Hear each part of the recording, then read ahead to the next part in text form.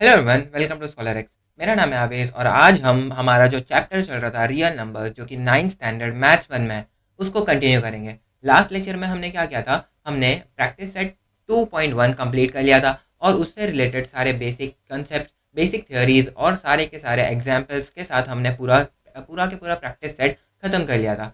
आज हम क्या करेंगे, आज हम प्रैक्टिस सेट 2.2 में लगने वाले सारे के सारे बेसिक थ्योरीज, बेसिक कंसेप्ट और उसके उससे रिलेटेड सारे के सारे एग्जाम्पल्स हम सॉल्व कर लेंगे। उसके बाद हम प्रैक्टिस सेट 2.2 पर जंप करेंगे एंड देन उसको भी ख़त्म करेंगे। तो बिना किसी टाइम वेस्ट करे हम सबसे पहले बढ़ते हैं हमारे इंट्रोडक्टरी पार्ट की तरफ।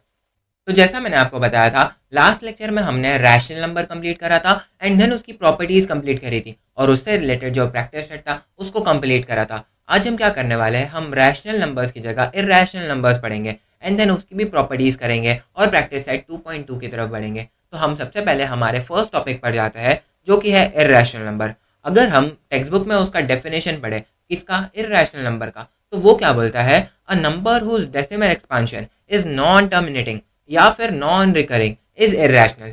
अब यहाँ पर बहुत लोगों को कन्फ्यूजन क्रिएट होता है। क्या कन्फ्यूजन, कि यार ऐसा कौन सा नंबर है कि जो टर्मिनेट भी नहीं हो रहा है और ऐसा कौन सा नंबर है जो नॉन रिकरिंग है, मतलब वो रिपीट भी नहीं हो रहा है। तो इसका अगर मैं बेस्ट एग्जांपल दूँ तो वो होता है पाई। अगर हम देखें पाई को तो उसकी वैल्यू है 3.142 एंड देन उसके आगे वो चलते जाते हैं। अगर हम इनफाइनाइट नंबर तक भी उसको डिवाइड करें तो फिर भी वो नहीं रुकेगा, मतलब वो अप टू इन्फिनिटी तक चलते जाता है। मतलब अगर कोई अपने पूरे ज़िंदगी भर भी उसको अगर डिवाइड करने के लिए बैठ जाए फिर भी वो कंप्लीट नहीं कर सकता। क्यों नहीं कर सकता, क्योंकि वो इनफाइनाइट तक जाता है। इनफाइनाइट मतलब वो कभी ख़त्म नहीं होगा। तो अगर मैं देखूँ तो ये टर्मिनेट हो रहा है क्या, this is non terminating, non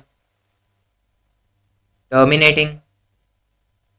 और ये रिपीट हो रहा है क्या, मतलब ये खुद को रिपीट कर रहा है क्या, नहीं, ये रिपीट भी नहीं कर रहा है। अगर रिपीट कर रहा होता तो वो रैशनल नंबर हो जाता। तो इसको हम यहाँ पर लिख देंगे नॉन रिकरिंग, नॉन रिकरिंग। तो आई होप अब ये समझ गए होंगे, ये कन्फ्यूजन जो है वो दूर हो गया होगा कि ऐसे कौन से नंबर है जो टर्मिनेट भी नहीं हो रहे और खुद को रिपीट भी नहीं कर रहे। तो इधर इसको इरेज कर देते हैं क्योंकि इसकी ज़रूरत नहीं थी, ये बस आपके एक्सप्लेनेशन के लिए था।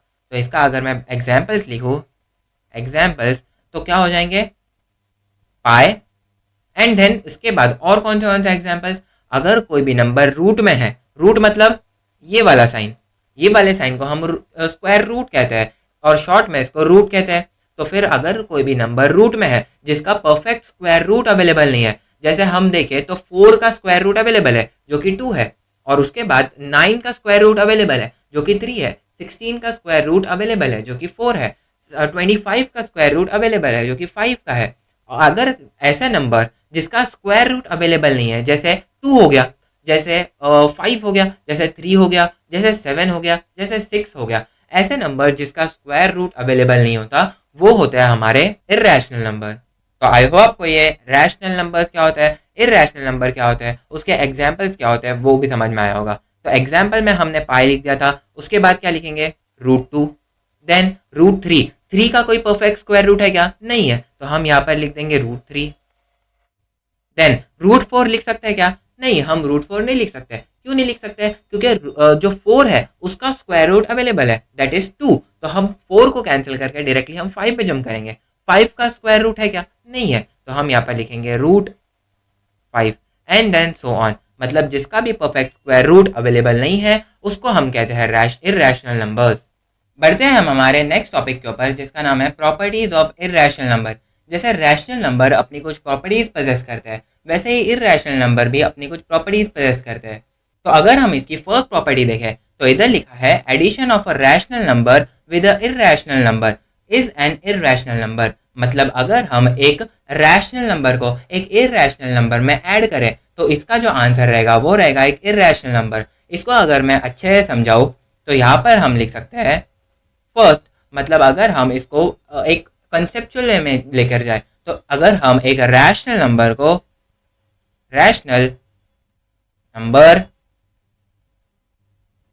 सिर्फ रैशनल नंबर, हम रैशनल नंबर को सिर्फ रैशनल लिख सकते हैं। अगर ये बस समझने के लिए है तो रैशनल नंबर को मैं यहाँ पर सिर्फ रैशनल लिख रहा हूँ।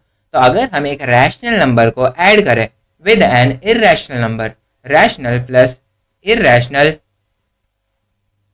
तो इसका जो आंसर रहेगा वो रहेगा इर्रेशनल नंबर। Irrational number. तो इसका अगर हम एक एग्जाम्पल देखें, सबको सबको ये जो तीनों प्रॉपर्टीज है इसको एक एक करके समझेंगे और सबको एग्जाम्पल के हिसाब से समझेंगे। तो इसका एक एग्जाम्पल दूँ तो अगर हम एक रैशनल नंबर ले लें, सपोज 5, प्लस अगर हम एक इर्रेशनल नंबर ले लें और उसको ऐड कर ले रैशनल नंबर में, जो कि हो जाएगा √2। हमको ये बात पता है कि √2 जो है वो एक इर्रेशनल नंबर है, तो अगर हम 5 प्लस √2 करें तो ये एज इट इज रहेगा, मतलब ये इसको हम ऐड नहीं कर सकते, ये एज इट इज रहेगा। तो 5 plus √2 will be as it is. तो अगर हम एक रैशनल नंबर लें और एक उसको एक इर्रेशनल नंबर में ऐड करें तो ये हो जाएगा एक इर्रेशनल नंबर। इसके बाद हम हमारी सेकेंड प्रॉपर्टी की तरफ आते हैं। सेकेंड प्रॉपर्टी में क्या लिखा है, मल्टीप्लीकेशन और division of a non zero rational number with N irrational number is also an irrational number. मतलब अगर हम एक नॉन जीरो रैशनल नंबर को इर्रेशनल नंबर से मल्टीप्लाई या फिर डिवाइड करते हैं तो इसका आंसर भी एक इर्रेशनल नंबर आएगा। तो इसको भी हम अच्छे से समझ लेंगे।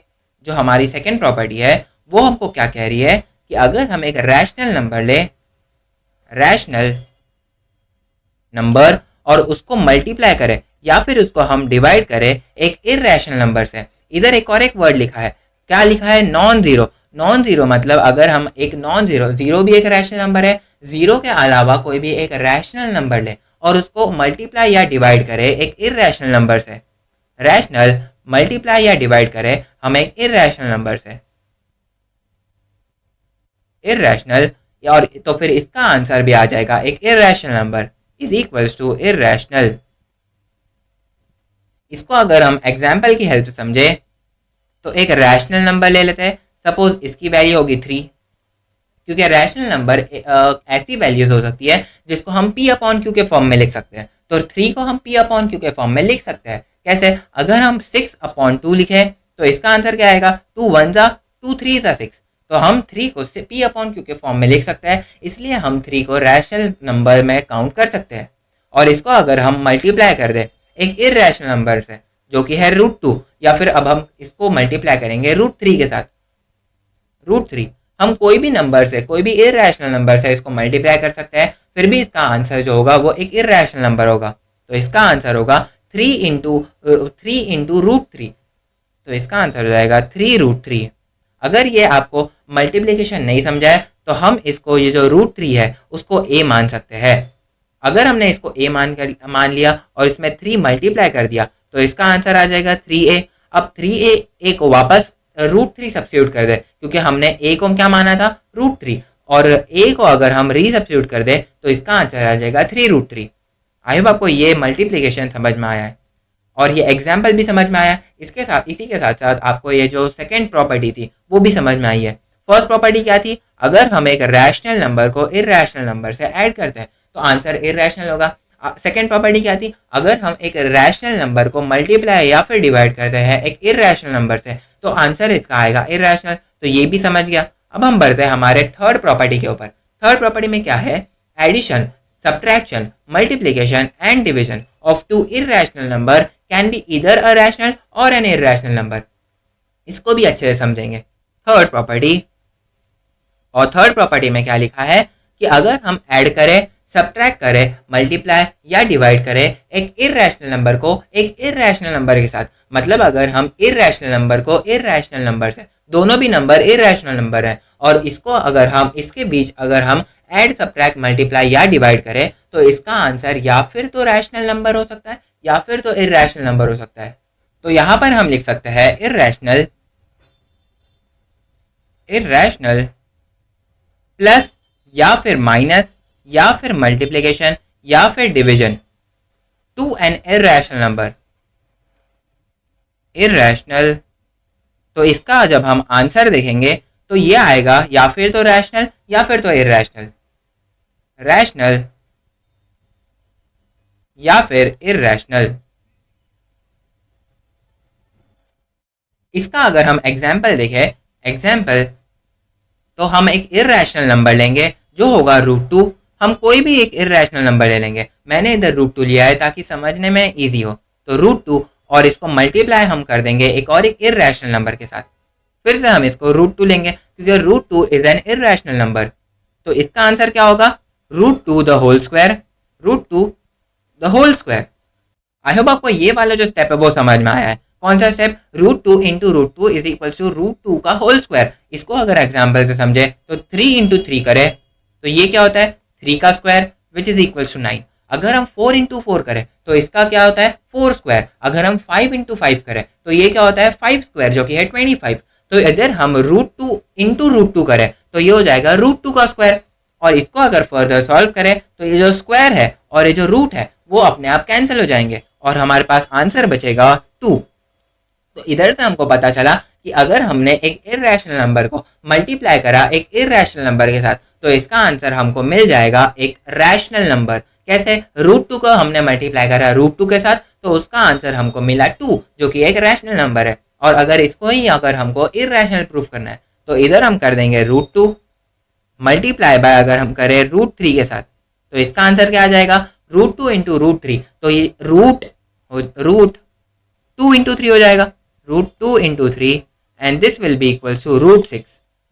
और √6 फिर से एक इर्रेशनल नंबर है। तो आई होप आपको ये बात समझी है कि अगर हम इर्रेशनल नंबर को इर्रेशनल नंबर से मल्टीप्लाई, डिवाइड, एडिशन या सब्ट्रैक्शन करें तो इसका आंसर हमको आ सकता है एक रैशनल नंबर या फिर आ सकता है एक इर्रेशनल नंबर। मतलब दोनों आने की पॉसिबिलिटीज है, ऐसा नहीं है। इधर क्या था? इधर इधर पहले से ही प्रूफ था कि अगर हम एक रैशनल और इर्रेशनल नंबर को ऐड करें तो आंसर इर्रेशनल आएगा। अगर हम एक रैशनल और इर्रेशनल को मल्टीप्लाई करें तो इधर इर्रेशनल आएगा। लेकिन अगर हम एक इर्रेशनल को ऐड, सब्ट्रैक्ट, मल्टीप्लाई या डिवाइड करें विद एन इर्रेशनल नंबर तो हम ये बता नहीं सकते कि वो रैशनल होगा या फिर इर्रेशनल। वो ये नंबर पर डिपेंड करता है जो एडिशन, सब्ट्रैक्शन, मल्टीप्लिकेशन या डिवीजन में पार्ट ले रहे हैं। तो उसके हेल्प से हम ये पता लगा सकते हैं कि वो रैशनल है या फिर इर्रेशनल। तो आई होप आपको ये जो तीनों प्रॉपर्टीज थी इर्रेशनल नंबर की वो अच्छे से समझ में आई होगी। अब हम बढ़ते हैं हमारे प्रैक्टिस सेट 2.2 की तरफ। प्रैक्टिस सेट 2.2 का अगर हम फर्स्ट क्वेश्चन पढ़े तो इधर लिखा है show that 4√2 is an irrational number. मतलब हमको इधर कुछ प्रूफ करना है। प्रूफ क्या करना है? कि ये प्रूफ करना है कि जो 4√2 है that is an irrational number. तो इसको कैसे प्रूफ करेंगे? ये प्रूफ करने के लिए हमारे पास कोई डायरेक्ट मेथड नहीं है। हम ऐसे क्वेश्चंस को इनडायरेक्ट मेथड से करते हैं। जैसे हमने 8th स्टैंडर्ड में रैशनल एंड इर्रेशनल नंबर में √2 को प्रूफ किया था इर्रेशनल नंबर, उसी तरह से हम ये जो 4√2 है उसको इर्रेशनल नंबर प्रूफ करेंगे। तो सबसे पहले हम अज्यूम कर लेंगे इसका एक इनडायरेक्ट मेथड है। ये थोड़ा थियोरेटिकल होने वाला है लेकिन काफ़ी ज़्यादा इंटरेस्टिंग है। तो हम यहाँ पर लिख देंगे प्रूफ एंड यहाँ पर प्रूफ करने का जो हमारा फर्स्ट स्टेप है उसको लिखेंगे। सबसे पहले हम इसको प्रूफ करने के लिए हम ये अज्यूम करेंगे कि जो 4√2 है वो एक रैशनल नंबर है। आई नो ये थोड़ा कॉन्ट्राडिक्टरी मतलब ये थोड़ा मतलब मतभेद होने वाला सवाल है। अभी ये जो हमको पता है ये बात कि 4√2 इज एन इर्रेशनल नंबर, लेकिन हम फिर भी हम ये अज्यूम करके चल रहे हैं कि जो 4√2 इज अ रैशनल नंबर। तो हम यहाँ पर अज्यूम करेंगे, लेट अस अज्यूम, हम ये अज्यूम कर लेंगे कि जो 4√2 है 4√2 is a rational number, rational number. मतलब हमने ये अज्यूम कर लिया कि जो 4√2 है that is a rational number. अब हम रैशनल नंबर को P/Q के फॉर्म में लिख सकते थे। तो हम यहाँ पर डायरेक्टली 4√2 को P/Q के फॉर्म में लिख देंगे। सबसे पहले हम यहाँ पर लिखेंगे we can write rational number in P/Q form. तो अब हम यहाँ पर जो 4√2 है उसको हम P/Q से इक्वेट कर देंगे। Therefore 4√2 is equals to P/Q। अब हम ये जो 4 है उसको डिनोमिनेटर में भेज देंगे। जैसे √2 के साथ वो मल्टीप्लिकेशन में, तो वो साइड जाकर वो डिवाइड हो जाएगा। तो ये हो जाएगा √2 इज इक्वल्स टू P/4Q। अब हम ये पता लगा सकते हैं कि जो P/4Q है वो भी एक रैशनल नंबर हुआ। इसका अगर मैं एग्जांपल दूं, अगर P/Q को हमने मान लिया 5/10 एंड देन इसको अभी हमने 4 से मल्टीप्लाई कर दिया। ये तो एक रैशनल नंबर है। अगर हमने इसको 4 से मल्टीप्लाई कर दिया तो 5/10 डिवाइडेड बाय 4 तो इसका आंसर क्या होगा, इसका हो जाएगा आंसर 5/10⁴40, और ये भी एक फिर से रैशनल नंबर है। तो ये बात हम पता लगा सकते हैं कि जो p/4q है that is also a rational number. अब इसके बाद ये बात तो हमको पता है कि √2 जो है वो इरेशनल नंबर है। तो सबसे पहले हम यहाँ पर लिखेंगे कि ये जो p/4q है वो एक रैशनल नंबर हुआ। We know p/4q is a rational number, is a rational number। तो इसके हिसाब से ये जो √2 है वो भी एक रैशनल नंबर होना चाहिए। Therefore √2 must also be rational number. इसको नेक्स्ट पेज पर हम लिखेंगे, क्या लिखेंगे, देयरफॉर ये जो हमारा √2 है, √2 must be a rational number, rational number. लेकिन हमको ये बात पता है, क्या पता है, कि जो √2 है वो एक इरेशनल नंबर है। तो हम इसको कॉन्ट्राडिक्ट करेंगे। कॉन्ट्राडिक्ट मतलब हम इसको अपोज करेंगे। इधर हम लिखेंगे कि दिस कॉन्ट्राडिक्ट्स दिस स्टेटमेंट। कौन सा स्टेटमेंट, ये वाला स्टेटमेंट जो है कि क्या √2 must be a rational number, ये स्टेटमेंट कॉन्ट्राडिक्टरी स्टेटमेंट है। मतलब ये स्टेटमेंट जो हकीकत है, जो रियल वैल्यू है √2 की, उसको अपोज कर रहा है, उसको कॉन्ट्राडिक्ट कर रहा है। तो हम यहाँ पर लिखेंगे this statement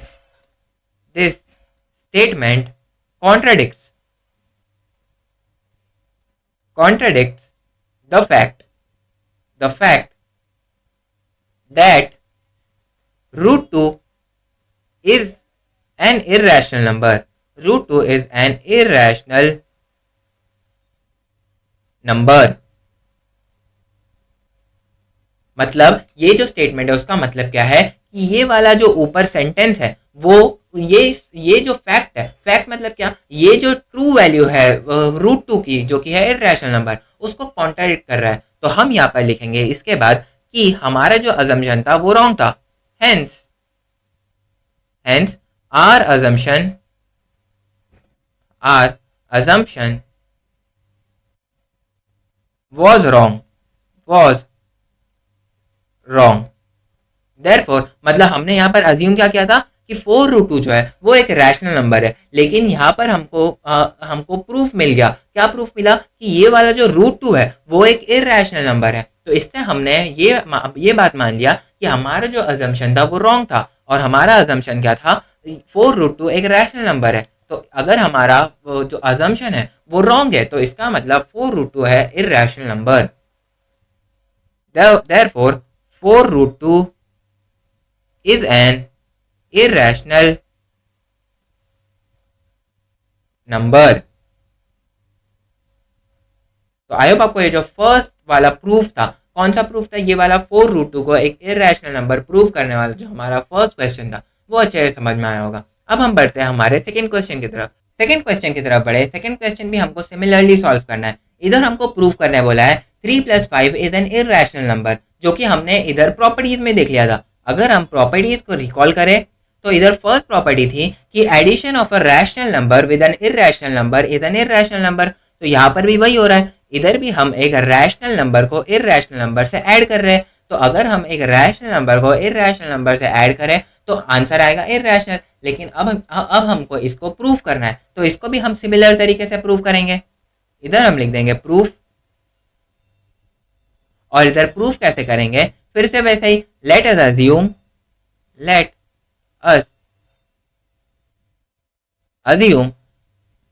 that 3 + √5 is a rational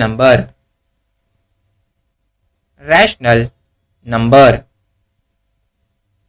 मतलब हमने ये अज्यूम कर लिया कि 3 + √5 जो है वो एक रैशनल नंबर है। तो इसके बाद हम जो रैशनल नंबर है उसको p/q के फॉर्म में लिख सकते हैं। ये लिख सकते हैं जैसे हम पिछला वाला क्वेश्चन कर रहे थे, सिमिलर तरीके से हम ये वाला क्वेश्चन करेंगे। तो हम यहाँ पर लिख सकते हैं we can write rational number in P upon Q form, P upon Q form. तो हम यहाँ पर 3 प्लस रूट 5 को पी अपॉन क्यू फॉर्म में लिख सकते हैं, तो हम इसको इक्वेट कर देंगे। 3 plus root 5 is equals to P upon Q. अब ये जो 3 है ये इधर एडिशन की साइन के साथ है, वो साइड जाएगा तो हो जाएगा माइनस, तो हम यहाँ पर लिखेंगे root 5 is equals to P upon Q -3। अब हमको ये पता लगाना है कि जो p अपॉन क्यू -3 है वो एक रैशनल नंबर है या इरेशनल नंबर है। जैसे मैंने इधर प्रूव करा था कि p अपॉन 4q एक रैशनल नंबर है, उसी तरह से हम ये प्रूव कर सकते हैं कि p अपॉन क्यू -3 एक रैशनल नंबर है। तो हम वापस से टाइम वेस्ट नहीं करेंगे, हम डायरेक्टली ये वाला स्टेप लिखेंगे। वी नो कि ये जो p अपॉन क्यू -3 है, p upon Q we know p upon q -3 is a rational number। तो हम यहाँ पर लिख सकते हैं कि p अपॉन क्यू -3 जो है वो एक रैशनल नंबर है। तो इसके हेल्प से हम क्या लिख सकते हैं कि ये जो रूट 5 है ये भी एक रैशनल नंबर होना चाहिए।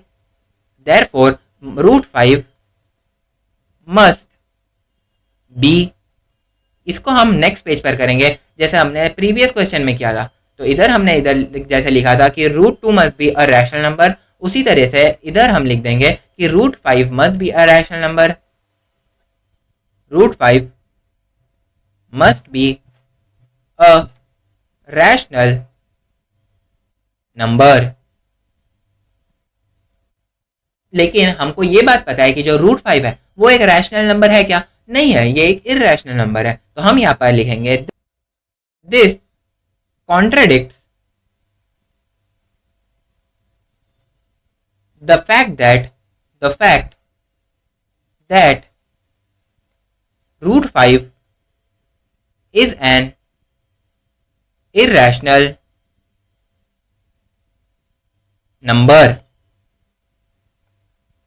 मतलब ये वाला जो ऊपर वाला स्टेटमेंट है, ये स्टेटमेंट क्या बोल रहा है कि रूट 5 जो है वो एक रैशनल नंबर होना चाहिए, लेकिन हमको ये बात पता है कि रूट 5 एक इररेशनल नंबर है। तो ये वाला जो ऊपर वाला स्टेटमेंट है वो फैक्ट को कॉन्ट्रडिक्ट कर रहा है, मतलब वो फैक्ट को अपोज कर रहा है। तो हम यहाँ पर लिखेंगे कि our assumption was wrong, hence our assumption was wrong. और हम यहाँ पर लिख सकते हैं कि जो रूट 5 प्लस 3 है या फिर 3 प्लस रूट 5 है, 3 plus root 5 is an irrational number. Therefore 5 plus या फिर 3 plus root 5, 3 plus root 5 is an irrational number. तो आई होप आपको ये जो सेकंड क्वेश्चन है वो बिल्कुल सेम था फर्स्ट क्वेश्चन के। अगर फर्स्ट क्वेश्चन अच्छे से समझ में आया तो सेकंड क्वेश्चन भी अच्छे से समझ में आया होगा। बढ़ते हैं हम हमारे थर्ड क्वेश्चन की तरफ। इसमें लिखा है represent the numbers 5 root 5 and root 10 on a number line. मतलब ये जो नंबर्स है रूट 5 एंड रूट 10, इसको हमको नंबर लाइन पर प्लॉट करना है। तो इसको कैसे करेंगे? ऐसे जो क्वेश्चन है हमने इसको 8th में बहुत ऐसे क्वेश्चन किया था, तो सिमिलर तरीके से एक बार इसको रिकैप भी हो जाएगा। तो हम इधर फर्स्ट सॉल्व करेंगे रूट 5 के लिए। इधर एक हम नंबर लाइन बना देंगे। नंबर लाइन की शुरुआत हम हमेशा 0 से करते थे, तो ये 0 हो जाएगा। फिर इसके बाद हम क्या करते थे, ये जो 5 है हम रूट 5 की वैल्यू पता कर रहे हैं, मतलब रूट 5 हमको प्लॉट करना है। तो 5 के नज़दीक हमको सबसे नज़दीक वाला स्क्वायर रूट चाहिए। मतलब हमको ये बात पता है कि 4 का स्क्वायर रूट क्या होता है 2, और 4 5 के सबसे ज़्यादा नज़दीक है, तो हम 2 को पकड़ेंगे क्योंकि 2 का स्क्वायर होता है 4, और हमको रूट 5 की वैल्यू चाहिए, तो हम रूट 4 की वैल्यू पकड़ेंगे, और रूट 4 की वैल्यू होती है 2। तो हम इधर नंबर लाइन पर 2 ढूंढेंगे। सपोज ये है 2, ये हो जाएगा 1 और ये हो जाएगा 2, लेकिन अभी हमको 1 की ज़रूरत नहीं है, हमको सिर्फ 2 की ज़रूरत है। तो अभी हम इसके बाद क्या करते थे, 2 के ऊपर एक लाइन जो कि 1 यूनिट की है उसको ड्रॉ कर लेते थे। सपोज ये जो लाइन है ये है 1 यूनिट की, ये जो लाइन है ये है 1 यूनिट, और ये वाली जो लाइन है इसको हम ज्वाइन कर लेते थे। सपोज मैंने इसको नाम दे दिया O, इसको नाम दे दिया A, और इसको नाम दे दिया B। तो अभी हम ये वाली लेंथ कैसे फाइंड करेंगे, हमको ये वाली तो लेंथ पता है 1 यूनिट, क्योंकि हमने ही ड्रॉ किया है। हमको ये वाली भी लेंथ पता है 2, क्योंकि 0 से 2 के बीच में कितनी लेंथ होगी, ऑब्वियसली 2 यूनिट्स। अभी हमको ये वाली लेंथ फाइंड करनी होती थी, तो हम इसको फाइंड कर लेंगे। कैसे फाइंड करेंगे, बाय पाइथागोरस थ्योरम। तो बाय पाइथागोरस थ्योरम ये वाली जो लेंथ है, सबसे बड़ी वाली length, this is equal to sum of two smaller length, sum of squares of two smaller length. मतलब इसका square will be equal to इसका स्क्वायर प्लस इसका स्क्वायर। तो हम इसको सॉल्व करेंगे by Pythagoras theorem, by Pythagoras theorem. हम क्या लिखते थे, O A square will be equal to O B square plus A B square. मतलब जो ओ ए स्क्वायर है that is equal to O B square plus A B square. अब O A square की value हमको find करनी है, तो हम ओ ए स्क्वायर को एज इट इज लिखते हैं, O A square is equal to O B square. O B की वैल्यू क्या थी, 2 यूनिट्स, 2 का स्क्वायर प्लस ए बी की वैल्यू क्या थी, ए बी की वैल्यू थी 1, तो 1 स्क्वायर। इसकी वैल्यू क्या हो जाएगी, 2 स्क्वायर इज इक्वल टू 4 प्लस 1, 1 स्क्वायर इज इक्वल टू 1। तो ओ ए स्क्वायर का वैल्यू जो है, O A square this is equal to 4 प्लस 1 इज इक्वल टू 5। अगर हम दोनों तरफ स्क्वायर रूट लें, टेकिंग स्क्वायर रूट, तो इसके बाद क्या हो जाएगा, जो हमारे को ओ ए मिलेगा, O A will be equals to √5। और इसका रीजन हमको लिखना है taking square root, taking square root. तो हमको यहाँ पर √5 की वैल्यू मिल गई। अब हम क्या करते थे, हमारे पास जो कंपास होता था, कंपास मतलब जो हमारे पास राउंडर होता था, उसको हम 0 पर रखते थे। एंड देन जो पेंसिल है उसको ये जो ए पॉइंट है उधर रखते थे, एंड यहाँ से सर्कल करना चालू करते थे। जहां पर ये नंबर लाइन को कट करता था वो होता था हमारा √5।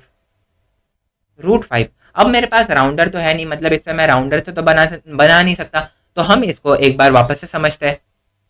सपोज हमारे पास एक नंबर लाइन है, यहाँ पर है 0 और यहाँ पर है 2। इसके ऊपर हमने 1 यूनिट का एक लाइन बनाया है और इसको हमने ज्वाइन करा है, जिसकी हमको वैल्यू मिली है √5। तो हम क्या करते थे, हम जो पॉइंट था राउंडर का उसको 0 पर रखते थे, मतलब यहाँ पर, एंड जो पेंसिल है उसको पॉइंट ए पर रखते थे, मतलब यहाँ पर, और ए से लेकर ये जो नंबर लाइन है वहां पर उसको कट करवाते थे, और जहां पर ये पॉइंट, ये जो पेंसिल है उसने कट करा, ये होता था हमारा √5। तो आई होप आपको ये अच्छे से समझा होगा। इसके बाद बढ़ते हैं हम हमारे नेक्स्ट क्वेश्चन के ऊपर। मतलब हमने यहाँ पर √5 को फाइंड कर दिया, प्लॉट कर दिया। अब हम √10 को भी प्लॉट करेंगे। सेकेंड वाले पार्ट में हम √10 को प्लॉट करेंगे। √10 को भी सिमिलर तरीके से सबसे पहले नंबर लाइन ड्रॉ कर लेंगे, इधर 0 मार्क कर देंगे। अब हम 10 के सबसे करीब वाला परफेक्ट स्क्वायर कौन सा है, 9, क्योंकि 3 × 3 इज इक्वल टू 9। तो हम 3 को पकड़ेंगे। यहाँ पर सपोज हमने मान लिया 3, तो ये क्या हो जाएगा, 3 के ऊपर हम एक 1 यूनिट का लाइन ड्रॉ कर लेंगे। ये लाइन होगी 1 यूनिट की, 1 यूनिट, और इसको हम वापस से ज्वाइन कर लेंगे 0 से। और ये वाली लेंथ जो है इसको हमको फाइंड करना होता था, तो इसको वापस से हम ए मार्क करेंगे, इसको बी मार्क करेंगे। तो हम वापस से लिखेंगे O A square is equals to O B square plus A B square. और इसका रीजन हम लिख देंगे पाइथागोरस थ्योरम,